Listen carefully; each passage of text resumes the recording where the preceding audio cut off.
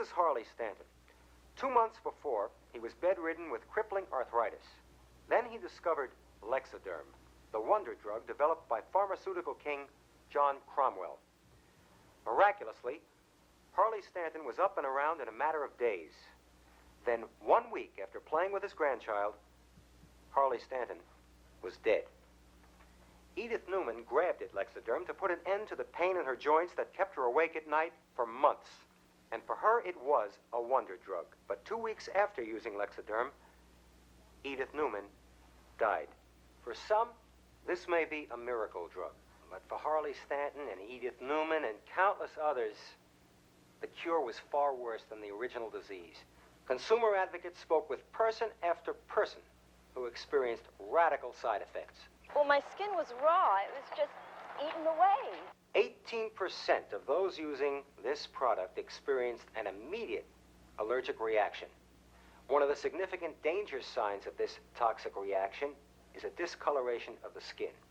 If that occurs and it's used over an extended period of time, Lexaderm could prove fatal. Now, I'm having a bit of a bursitis problem with my right elbow. It's just the kind of thing that the average person would treat with Lexaderm. Let's try it and see what happens. Remember, if there's any discoloration to my skin, I'm having an allergic reaction.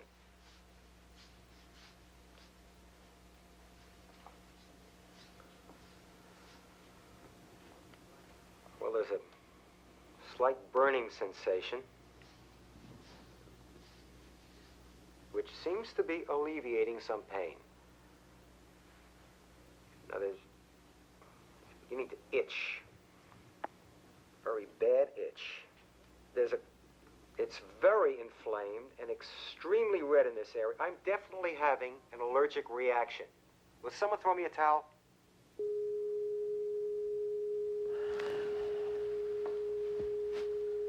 Companies that make drugs like that don't deserve to be in business. Let's just hope that's not the case. Why's that? Because Galen Pharmaceuticals, the manufacturer of Lexaderm, happen to be our clients. Whoops. And John Cromwell, who started Galen, is bringing a $120 million libel suit against Doyle Garrett and the network. I see. Bill Flanders was to be one of my principal associates on the suit, but he's recuperating from surgery right now. I want you to take his place. Me? Sure, why not you? I'm flattered, Mr. Woods. But that's a lot of responsibility for someone who just passed the bar. I know that. Normally, I wouldn't ask. But you wrote a first-rate note for the law review that touched on a lot of areas for this suit. But if you think you're not up to it... No, not at all. Your instincts were good. Fine. I want you to be in my office at 3:30 because I want you to meet John Cromwell.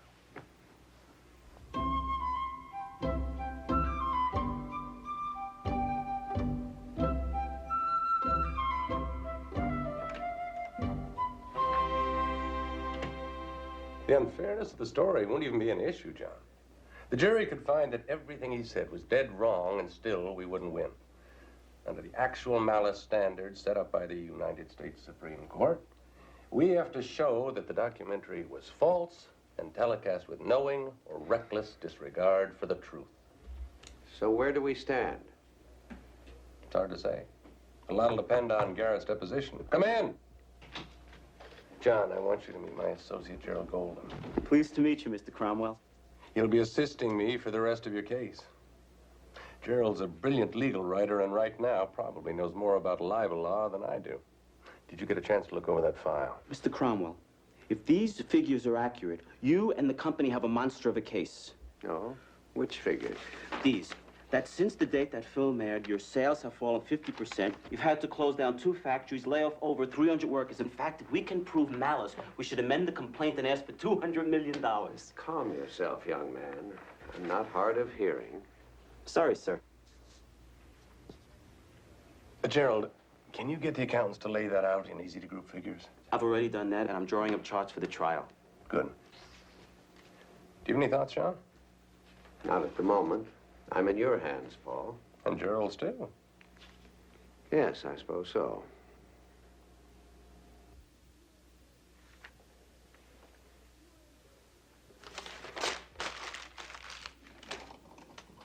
You in here littering up the place again? If your mind's as cluttered as this table, it's no wonder you're still here at this hour. Call it.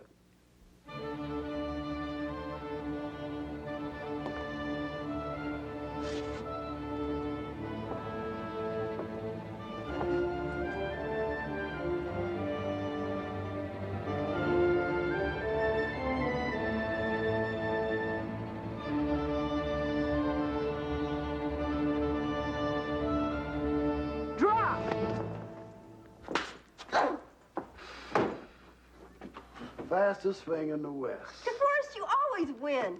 Well, after tonight, you won't have to suffer the agony of defeat anymore. And I won't have to go through the abrogation of all the mess you kids make.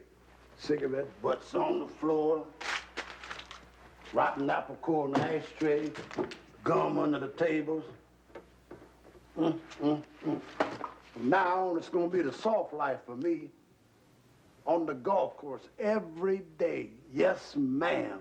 And I won't pick up anything heavier than a pitching wedge. I'm happy for you, DeForest. But I'm sad for me. Who's gonna get me through these late night funks? What's got you down tonight, little Lara? Pick a class, any class. I've got a paper due in ad law. I've got to present a case in antitrust that I really don't understand at all. I'm never gonna make it through law school. I might as well hang it up and become a bag lady. Now. Relax a bit. Remember, it's always darkest just before dawn. Hey. Lara wants to be a lawyer, studies all night in the library for her. Wonders and frets that she's not going to pass, but I bet she's going to graduate at the top of the class. Yeah, but this isn't the library foyer. No, but you got to admit, it rhymes real nice with lawyer. Oh, I'm gonna miss you. I got you something.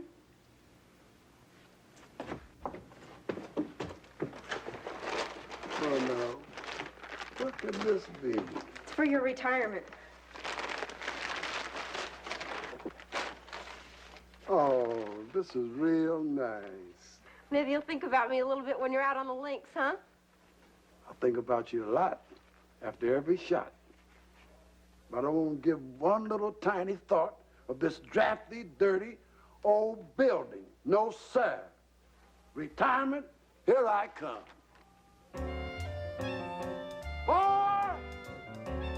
4! Extremely red in this area. I'm definitely having an allergic reaction. Will someone throw me a towel? Yeah, that's pure Doyle Garrett, all right. Pious self-aggrandizement. This guy makes me sick. All right, Sam. If he wanted to, could he have faked this demonstration?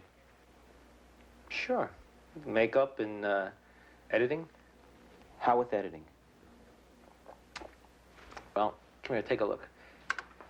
He starts on the elbow here, right? A numbness And then he cuts to a close-up of his face. to be alleviating some And after the close-up of his face, we cut back to the elbow. See, it's not a continuous shot. the entire skin area. You don't know what went on in between. It could be a week later for all we know. Extremely. Hey, you want an aspirin? No. I got whiplash. You do personal injury? No. So can you tell by watching this if he faked it? From this footage? No, you can't tell. He might have doctored it, but then again, he might not have. I've been a freelancer for 15 years, and even I can't tell. That's what film is about. You're not supposed to be able to tell.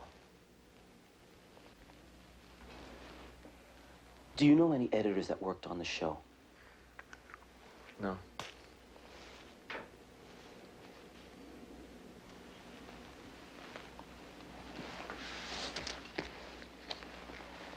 Thank you for your help. Anytime.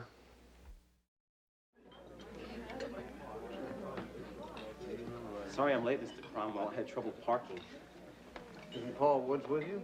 No, sir. Mr. Woods told me to apologize for him. He's Will been held anyone up. else be joining us? No, sir. I see. What I've been doing for the last few days is preparing the trial brief. It's to inform the court how we John! intend to prepare our... I thought I saw you.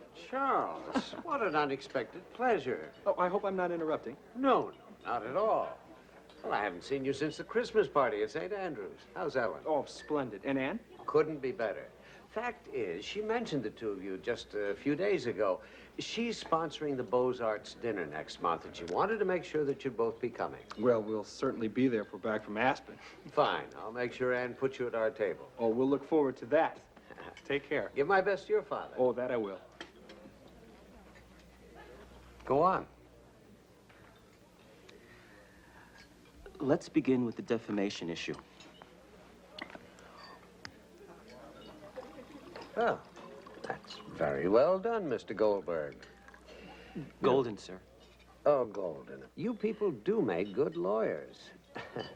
So, what's the next step?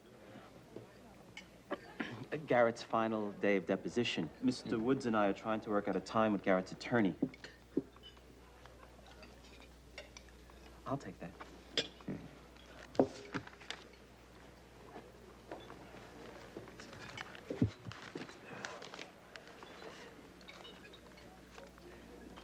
Well, are we finished, Mr. Golden? Or did you want to wait for your change?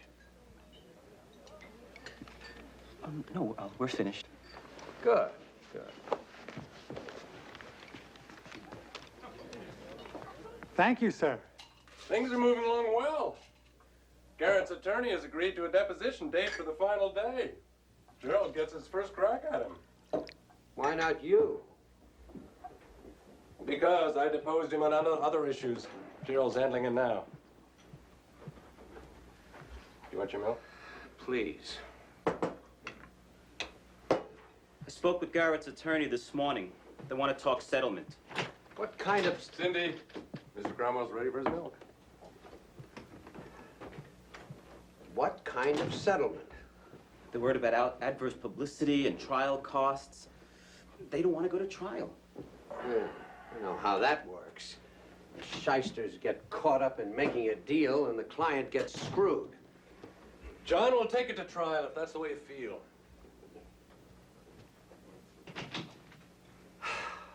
No offense, no offense. Just blame it on my ulcer. Well, to lighten things up a bit, I heard a story today that I think you'll enjoy. You especially, Golden. And now, this minister, this priest, and this rabbi are together. And they're talking, as clergymen usually do, about how they divide up the collection money. So, the minister says, well, I'd draw a line down the middle of the table, and I'd throw money up in the air. And whatever falls on the left side of the line goes to God, and whatever falls on the right side goes to me. See? And the priest says, well, what I do is to draw a wee circle on the table. And then I throw the money up in the air, and whatever lands in the wee circle goes to God, and everything else goes to me. And then they turn to the rabbi, and they say, what do you do? And he says, well, I just throw the money up in the air. And whatever stays up there goes to God, and whatever comes down goes to me. It's pretty good, huh? I have to call that attorney and tell him that we're not interested. Yeah, tell him we'll see him in court. Excuse me. You know, Paul, the way you're handling this bothers me. Oh? I don't know why you're using him so much. In fact, I wish he weren't even on the case. May I ask why? You know, he's abrasive, aggressive, not to mention humorless. I think he'll turn off the jury. John, Not only is Golden a natural litigator, but his defamation developments note is already being cited in courts all over the country, right now. We're getting a man who in 15 years will probably be the preeminent libel lawyer in America. Yes, I know they have a nose for this kind of thing, but we have too much at stake here. I can imagine him in court, overbearing and boorish. Well, as the client, you have the right to change counsel at any time. But it's my professional judgment that you'd harm the case, and it'll take us months to get another associate prepared. Then let's do that. Do you really want to drag this suit on? You're losing millions of dollars every week, and I don't think the judge will grant us a delay.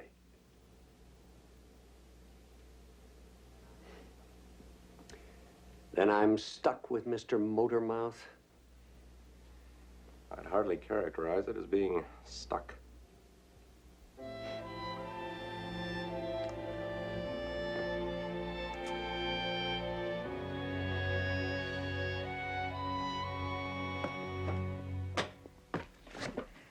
You remember the Robinson Patman case from Antitrust? Sure. I will never understand price discrimination. I see you still got your noses to the grindstone. Hey, DeForest. I thought the only people awake at this hour were law students and cat burglars. Oh, I just thought I'd come by to see how you're getting along without me. And from the looks of things, you're not doing so well. Yeah, Raul hasn't gotten here yet. Raul? He's the janitor for the Hemsley Hall. And for the library, too. The school is cutting corners by having him clean both buildings. Clean? All he does is empty the trash. Looks like this place hasn't been swept in over a week. The students are, starting to write their names in the dirt. Enough shop talk. How's retirement treating you? Great, great. Wonderful, wonderful. Couldn't be happier. You playing a lot of golf? Absolutely. Improving my game every day. Why, on Wednesday, I shot a 97. Not bad. Yes, great. Fresh air, sunshine.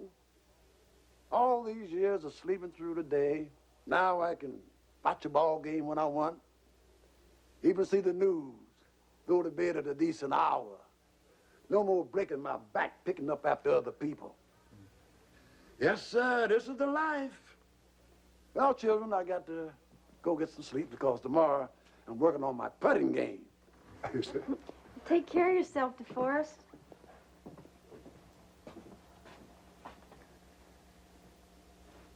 Somehow I have the feeling DeForest isn't as happy as he says he is. I know. It rained all day Wednesday. I think he misses working. So why doesn't he come back and get his old job? The school would have him in a minute. God knows we need him. He would never do that. His pride's on the line. Maybe we can figure out a way to make him feel needed.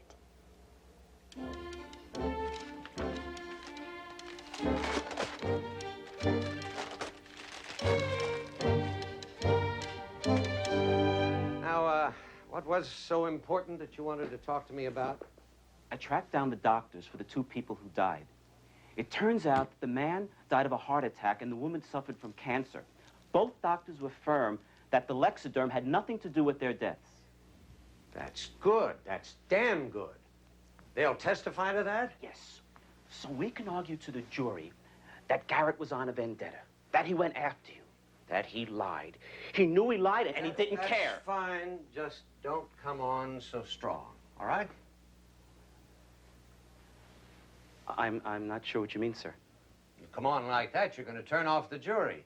People on juries don't want someone jumping down their throat. They want dignity and composure. I was just trying to make our case. Don't argue with me. I don't like someone arguing with me, and neither does the jury. I want you to tone it down. After all, you're an extension of me up there. Hard as that is to imagine.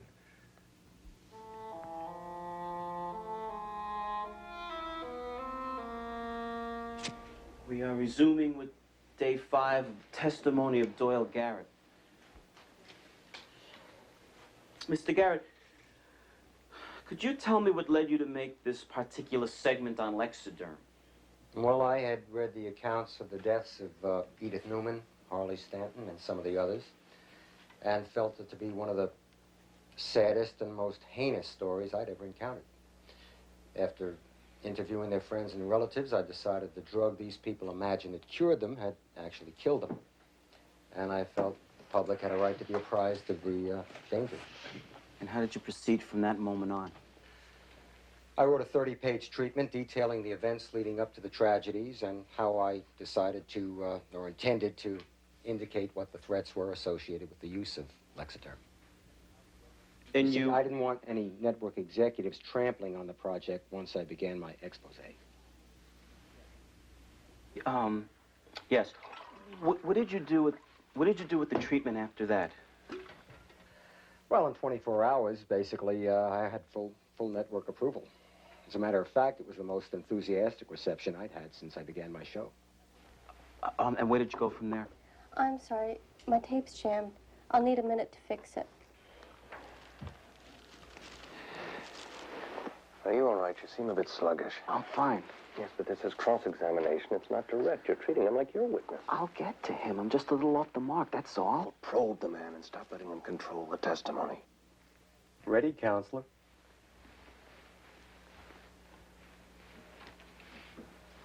Mr. Garrett,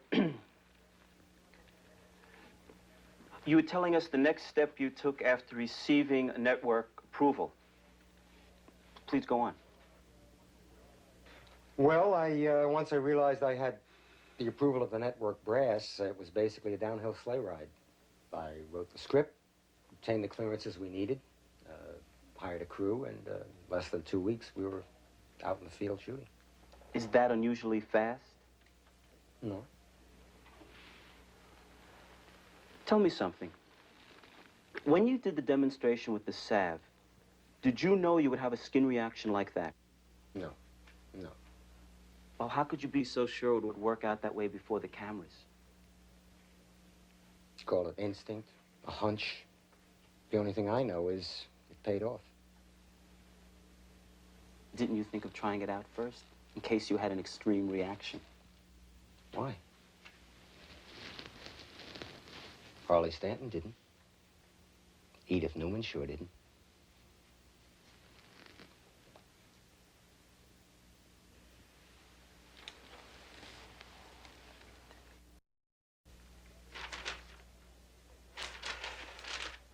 This isn't a deposition. It's a frigging tribute. John, you can only expect so much to come out in a deposition. Then what the hell do you do it for? It's 2 lawyers and a couple of $100 an hour between you, and all I get is fluff. Because at the trial, we'll have things to challenge him with. Right now, we just want his side of the story. Oh, really? Well, if you let him pull this at the trial, we're dead. I'm dead. I'm the one who's getting dragged through the mud. Thought you wanted me to be low-key. I did, but I didn't expect you to roll over and play dead. From now on, Paul, I want you to handle the whole thing. You. No. I told you before, we have to proceed this way, and we have no choice. Now, look, if it'll help, let me just remind you that as senior partner, I supervise everything we do, and I will take full responsibility. You will, huh? All right. But there'll be no more of this. Understood? Oh, it's nothing personal, Mr. Golden.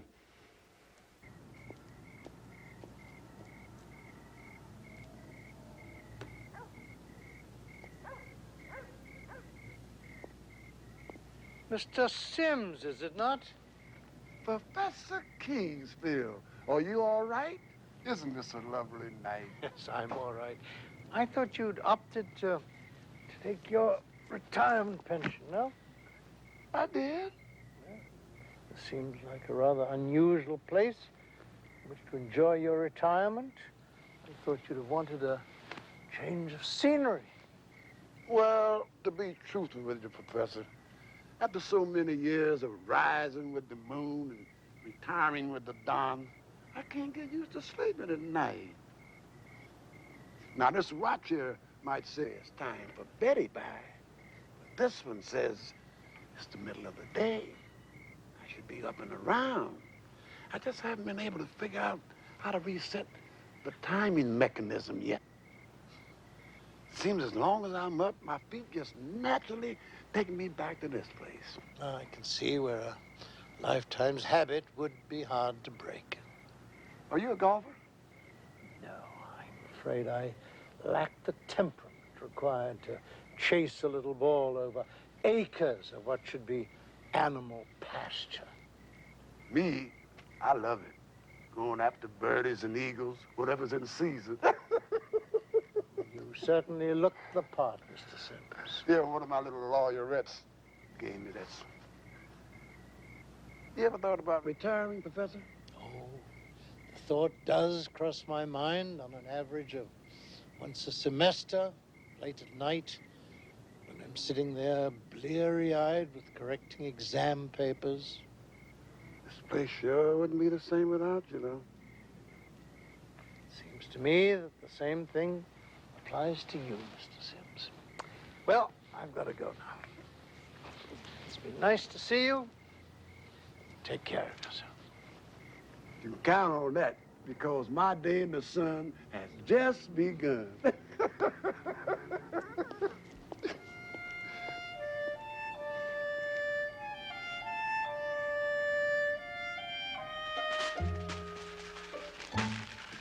He's coming. Almost ready. Hurry up, Belle. I think as fast as I can.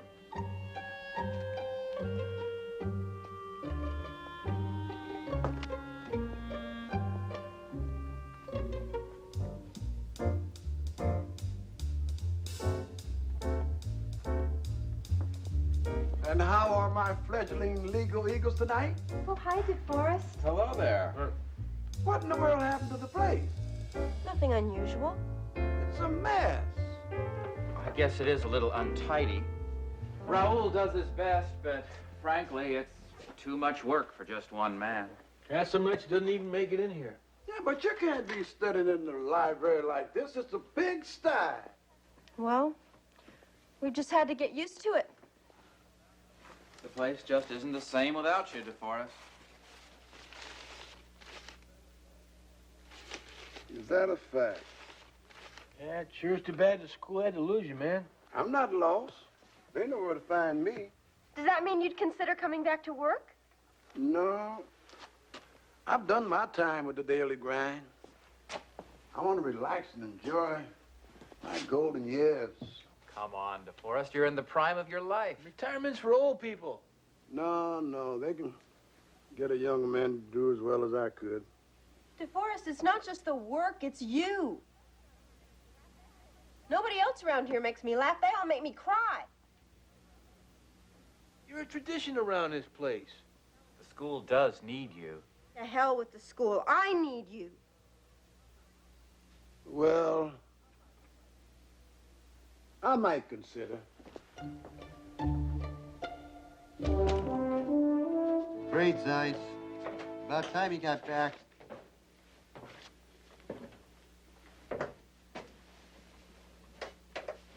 Golden, what are you doing here? It's the middle of the night. Couldn't sleep. What's the matter? How could anything be the matter? I work for one of the best, most prestigious law firms in the country. I'm associated with a multi-million-dollar headline-making libel case. I got it made. You been drinking? I'm Jewish. Cromwell hates Jews. What? Well, he smiles, and he's charming, while he insults me and cuts me down. Sometimes it's insidious, and sometimes it's blatant as hell. But bottom line, he's anti-Semitic. What did Wood say? He doesn't care. Why should he?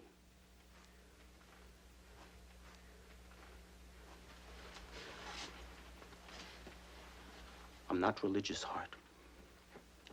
but I know where I come from. I'm proud to be a Jew. I always have been. Judaism has played an important part in my life. I mean, when I was a kid, I knew that anti-Semitism still existed, but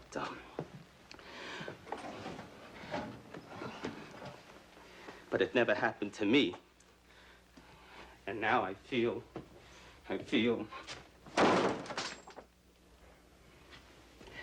so furious. I'll tell you something, Hart. It's hard to defend a man you despise. Okay, what are you gonna do? What can I do? Punch a client of the firm that employs me?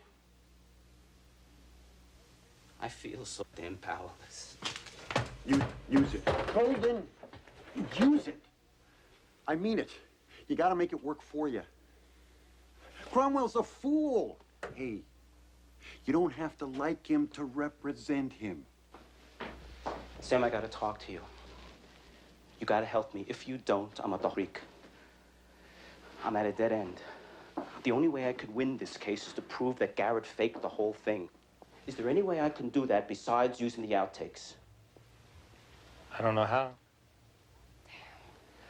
I tried to get them from the network. They said it's standard practice to throw all the outtakes away.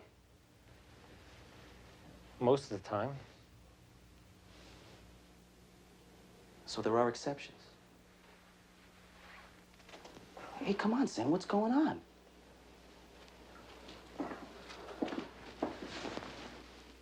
I've got to know.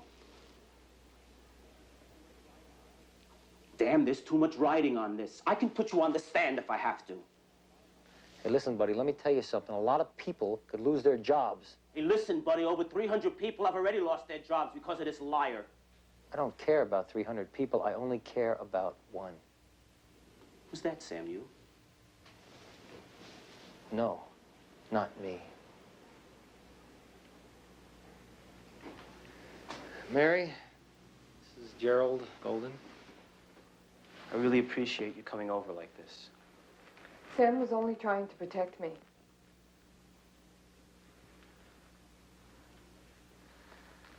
So you were Garrett's editor when he shot the Lexaderm story. That's right. I quit soon after that. I couldn't work with him anymore. Because of what he was doing. Before I left, I took these. I know that I should have come to you earlier, Mr. Golden, but I was afraid. I like to work. I understand. I'll do everything I can to make sure you keep working. But I can't guarantee it.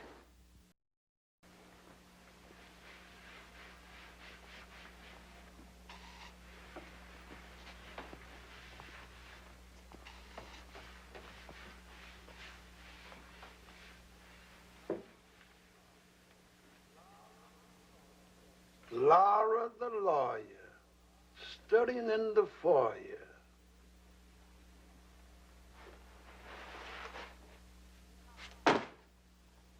Call it.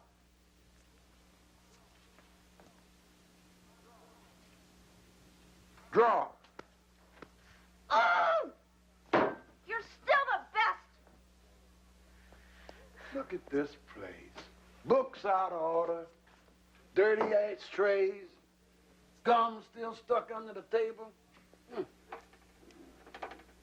One of these days, I'm gonna get out of here for good.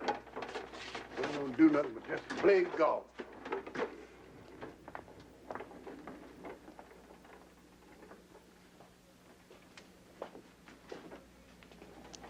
Why, good evening, Mr. Sims.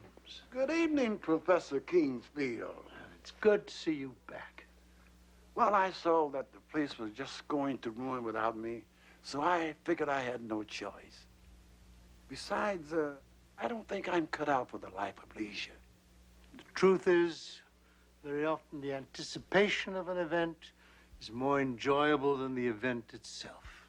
I'd say it's an open and shut case of the grass being greener on the other side of the fence. But now I'm back in this meadow for good. Aren't you going to miss your daily golf game? Oh, sure, I'll miss it. But not like I'll miss this old place. Well, the golfing world's loss is the law school's gain. Thank you, Professor, from one tradition to another.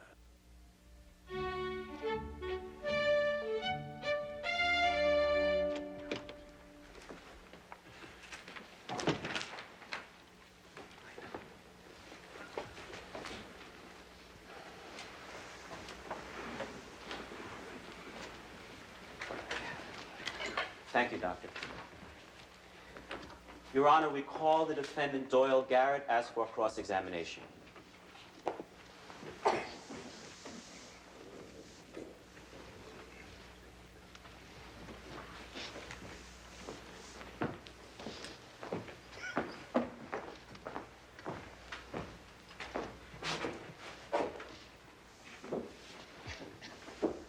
Remember, you're still under oath. Mr. Garrett, you've heard Dr. Rosenthal testify that Harley Stanton suffered from acute angina and that Lexaderm had nothing to do with his death. That's his opinion. Dr. Rosenthal testified he was Mr. Stanton's physician for the last 20 years. Would you consider that an informed opinion? Still an opinion, Counselor. Our investigation comes to a different conclusion.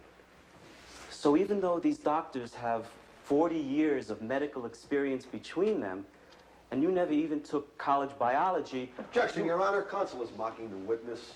I merely point out, Your Honor, that the witness is totally unqualified to offer an opinion on a medical question. I think I'll let it stand, counsel. Proceed. Counsel for the plaintiff is also aware that matters of opinion are not actionable as libel.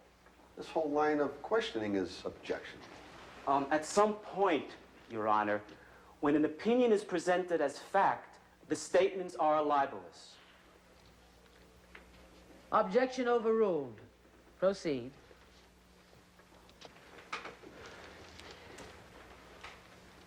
In the broadcast, Mr. Garrett, you showed that 2 people claimed side effects from Lexaderm. Correct. Your Honor, can we show Plaintiff's Exhibit 1B? Thank you.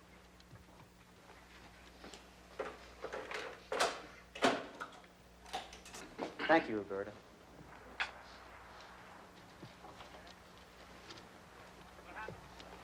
I got sick to my stomach and missed 4 or 5 days of work. Now, the doctor, he told me not to take any medicine with it, not even aspirin, but I didn't believe him. Guess I learned, didn't I? You cut out part of the interview, Mr. Garrett. You mind telling us why? In television, we have time constraints. Obviously, we have to choose the most important aspects of an interview to put on the air. And you didn't think the audience was entitled to know that the man used Lexaderm against the advice of his doctor? It still caused the nausea. The nausea. Mr. Garrett, I'd like to read from your deposition of April 2nd.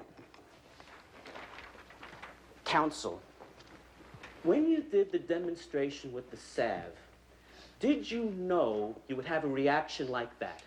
Answer, no. Counsel, how could you be sure it would work out like that before the cameras? Answer, call it instinct, a hunch. Instinct, a hunch.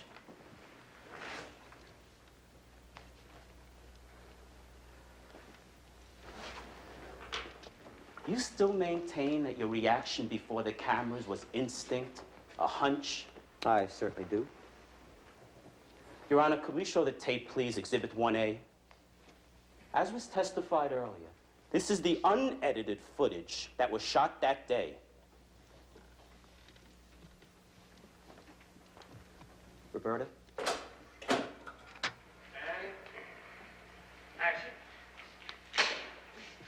Just the kind of thing the average consumer would treat with Lexaderm.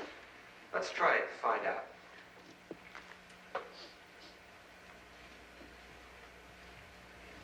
Remember, if there's any discoloration to my skin, I'm having an allergic reaction.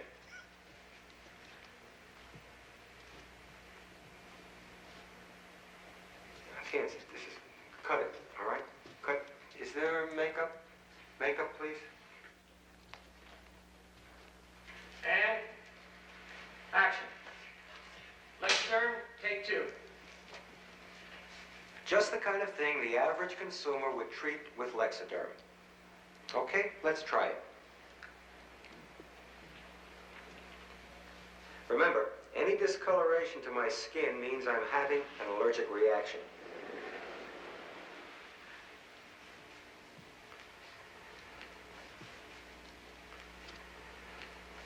I'm feeling a heating sensation, very slightly, and a numbness in this area, which seems to be this is, come on, damn it, where the hell is Joyce? Joy, come here. This doesn't show up. Should we cut? No, don't cut. Keep it tight. We'll pick it up from this. Joyce, we're talking small screen here, all right, sweetheart? You know what I'm saying? Make it red so they can see it. Okay, Doyle, where do you want to pick it up from? Pick it up? I'll pick it up from back home. Heating sensation. All right, we're still rolling. Action. I'm feeling a slight heating sensation and a numbness in this area, which seems to be alleviating the pain. It's, wow, very itchy, very intensely itchy. And, oh wow, look at that. The skin area is definitely changed. It's becoming extremely discolored and very red. I am definitely having an allergic reaction. If I continue using this product, it could kill me. Can I have a towel, please? Oh, damn it. 10 years ago, I would have had that. Pardon me, out of frame. And back. That's that, my man. From, are you up? Okay, fine. Can someone throw me a towel, please? Thank you, Roberta. You be the judge.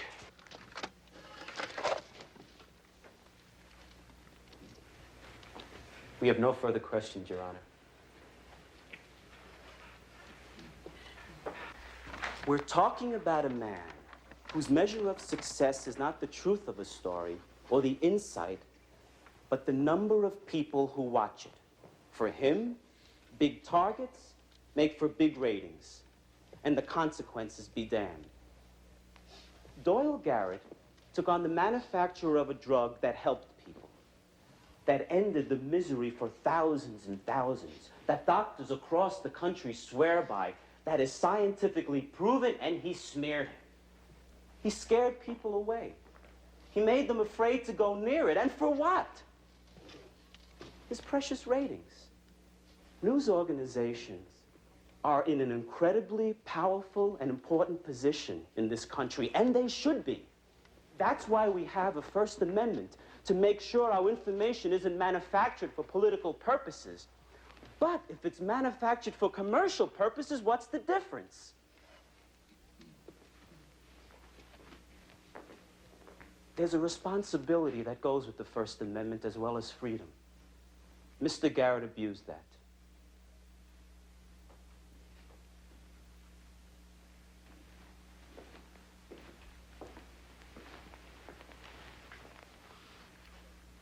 You, as jurors, can set matters straight. You can tell Mr. Garrett and those like him that if they play loose and fast with the truth, they violate the basic freedoms of our society. And for that, they must pay dearly.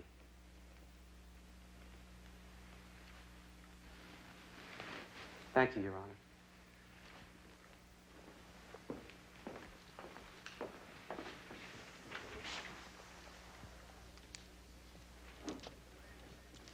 Congratulations, Gerald. Pastor Ward, you sound like an old pro. I knew you boys could do it. You were sensational. Hey, you want to watch out for him, Paul. He'll take over the firm before you know it. Less than 15 years. What's your hurry? Maybe we should celebrate. I'll call my club and make reservations. Sorry, Mr. Cromwell. Come on, Gerald. This is a special occasion. Besides, there's some people I'd like to introduce you to. You've done a hell of a job for me. What I did in the courtroom wasn't for you.